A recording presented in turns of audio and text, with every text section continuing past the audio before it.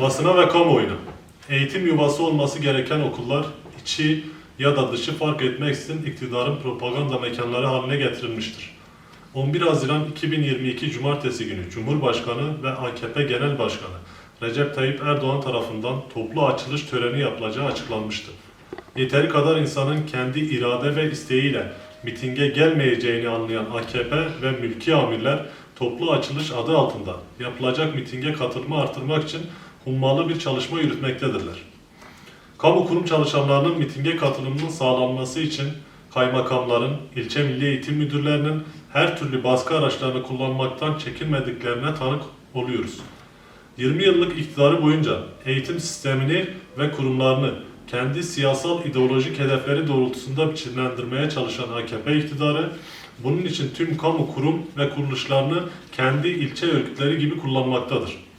Sendikamıza ulaşan bilgi ve şikayetlere göre öğrenci ve eğitim emekçileri iktidarın ve Cumhurbaşkanı'nın mitingine gitmeye zorlanmaktadır.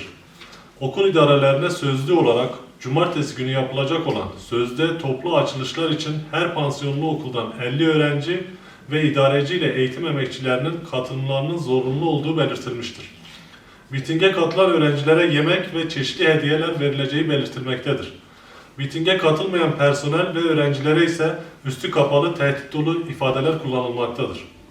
Geçtiğimiz ay öğrencileri geziye götüreceğiz söylemiyle Türkiye'nin birçok yerinden öğrencilerin Adana'da AKP Gençlik Kampı'na götürüldüğü basına yansımıştı.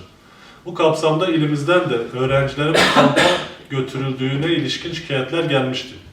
11 Haziran 2022 tarihinde yapılacak miting içinde 08.06.2022 tarihinde Tuşba ilçesi Şehit Ferhat Arslan İhale ve Ferhat Arslan Anadolu liselerine AKP yöneticileri giderek sınıfları dolaşmış, mitinge gelmeleri halinde öğrencilere yemek verileceğini ifade etmişlerdir.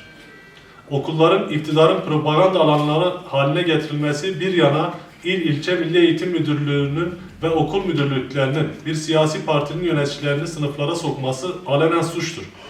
Tuşba ilçesine bağlı başka bir okulda müze açılışına katılmak isteyen öğrenciler cumartesi günü saat 14'te Mesut Özat Anadolu Lisesi önünde toplanacaklar. Orada öğrencilere çeşitli ikramlar yapıldıktan sonra araçlarla müzeye götürüleceklerdir. Katılmak isteyenlerin sayısını ilgili sütuna yazalım. İçerikli yazı sınıflarda dolaştırılmıştır. Bu açılışı kim organize etmektedir? Hediyeleri kimler verecektir? Açılış niçin mitinge yetiştirilecek şekilde planlanmıştır? Bu sorular aslında bu sözde açılışa davetin amacının ne olduğunu da ortaya koymaktadır. Bu idarecilerin bu kadar pervasız davranması iktidarın üzerlerinde oluşturduğu baskı ve cezasızlık politikalarıdır. Eğitim emekçileri iktidar partisinin ücretli köleleri değillerdir.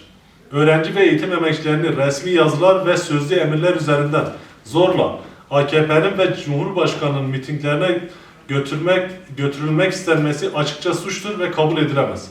Milli Eğitim Müdürlüklerinin görevi siyasi partilerin mitinglerine insan toplamak değil, eğitimin sağlıklı bir şekilde yürütülmesini sağlamaktır. Dolayısıyla Milli Eğitim Müdürlüğü'nün personel, öğrenci ve veli üzerinde yaptığı psikolojik baskıyı kınıyor, suç teşkil eden fiiller içerisine giren kurum idarecileriyle ilgili tüm hukuksal süreci işleteceğimizin bilinmesini istiyoruz.